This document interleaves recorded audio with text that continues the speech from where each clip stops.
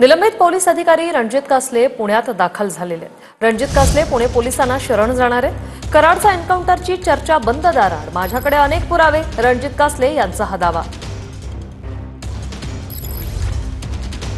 वाल्मिक कराडची जी company आहे संत Balumama construction company Ambajogai, ज्याच्यात महादेव कराड आणि काळे हे पार्टनर आहेत, त्यांच्या कंपनीतून माझ्या पेमेंटचे अकाउंट 10 लाख आले, 7.5 परत केलेत।